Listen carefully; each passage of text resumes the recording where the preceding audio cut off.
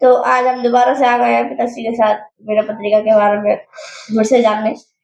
अब थोड़ा विलम्ब हो गया हमें वीडियो डालने में, पर फिर से हम लोग डालेंगे। अब जय श्री सीताराम। तो पिताश्री बताने की कृपा करें। श्री सीताराम।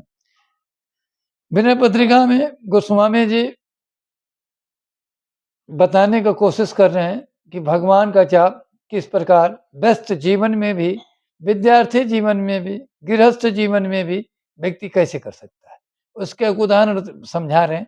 और कैसे अपने दुखों से निपटारा पा सकता है, कैसे निकल सकता है, इसके संबंध में ये चौपाई बता रहे हैं। ये यमक अलंकार के द्वारा एक प्रारूपिक, एक इतना बढ़िया व्याख्या के द्वारा गोस्वामी जी इस चौपाई में लगभग 10 लाइन है। मानो वो 10 इंद्रियों के बारे में बता रहे हैं, इनसे 10 इंद्रियों से 5 इंद्रियों से कैसे बाहर निकलना है, किस प्रकार राम का नाम का हाथ पकड़ना है, जिससे मनुष्य के किए हुए प्रारंभिक पापों से मुक्ति मिल सके। बड़े भाग्य मानुष तन पावा, सुर दुर्लभ सुरगंथन गावा।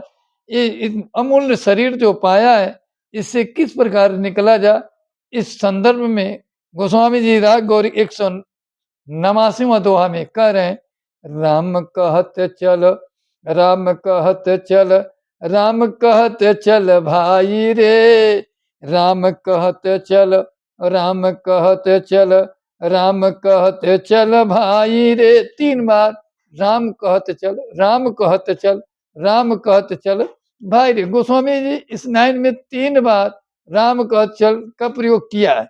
गोस्वामी जी मानो ये कहना चाहते हैं कि भक्ति के नाम पर प्रमाद न हो जा, भक्ति के नाम पर कर्तव्य से विमूढ़ न हो जाओ, भक्ति के नाम पर कि हम तो इतने बिजी हैं, हम तो इतने काम कर रहे हैं, कैसे भक्ति करें, या भक्ति कर रहे हैं तो हम ड्यूटी लेट हो गई, ड्यूटी छूट गया, काम छूट गया, खाना बनाना छूट गया। तो गोस्वामी जी मानो ये कहना चाहते हैं कि भक्ति करो, नेम करो, टाइम करो, भक्ति के नाम पर प्रमाद न हो, भक्ति के नाम पर आलसी न बनो, भक्ति के नाम पर कर्महीन न हो जाओ।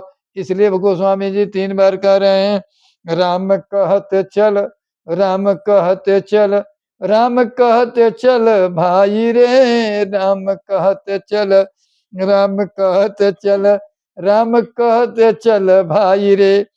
नाही तो भव बेगार मही परे हो, छूटत अति कठिनाई रे, राम कहत चल, राम कहत चल, राम कहत चल भाई रे।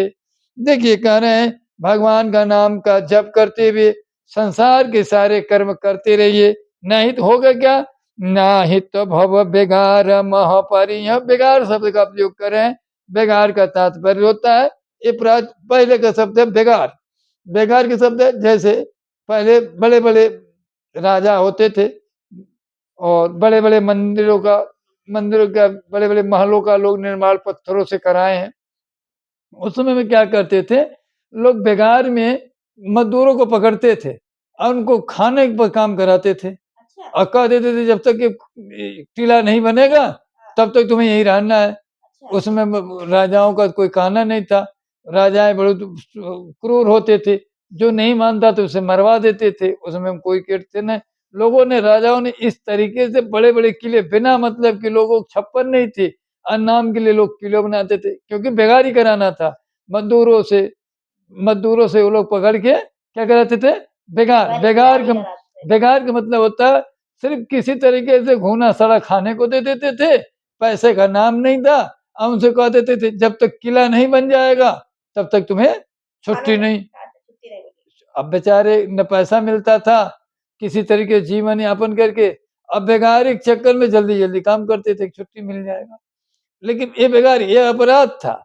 ऐसे ही संसार में गोस्वामी जी कह रहे हैं कि अगर तुम राम नहीं कहोगे, तुम राम नहीं कहोगे तो बेगार में फंस जाओगे। किसमें फंस जाओगे, संसार के बेगारी में, संसार के बेगारी में फंस जाओगे, तुम राम राम नहीं करोगे। इसलिए कह रहे हैं गोस्वामी जी, राम कहत चल, राम कहत चल, राम कहत चल भाई रे, नाही तो भव बेगार मोह परी है, छूट अत्यंत कह रहे हैं ये तो बेगारी ही है। परिवार में, समाज में आदमी जल्दी जल्दी काम कर रहा है, कब अब निकल जाएंगे, अब एक काम हो जाएगा, एक काम छूटा दूसरे में मिलेगा, तो बेगारी में फंस जाएगा। बेगारी मतलब एक छूटेगा, वो तो राजा हो जाए। एक बेगारी था कि एक काम के बाद छूटेगा, लेकिन इसमें कभी काम पूरा ही नहीं होना है। जो छूटेगा उसमें एक ही उपाय है, जैसे एक संसार सागर में राजा कलयुग है। लेकिन अगर कोई अगर कोई भगवान श्री राम का, रघुनाथ जी ब्रह्मांड के मालिक का अगर कोई पैर पकड़ लेगा तो वो बेगारी से निकल जाएगा। फिर उसे कोई छोटा मोटा अपने बेगारी में नहीं लगा सकता। जैसे मान लो कोई छोटा आदमी किसी को बेगारी में लगा दिया, उससे बड़ा आदमी राजा बुला ले, राजा को पहचान वाला हो, राजा बुला ले, राजा का हाथ हो, राजा का साथ हो, तो छोटा आदमी उससे बेगारी नहीं करा सकता। ऐसे ही जो श्री रामचंद्र जी का, भगवान रघुनाथ जी का जो नाम का चरण पकड़ लिया, जो शरण में आ गया, उससे कोई बेगारी, ये कलयुग रूपी काल, कलयुग रूपी युग उसे बेगारी नहीं करा सकती। नहीं तो कलयुग में बेगारी में ही फंस जाओगे, अपने जीवन को बर्बाद कर जाएगा।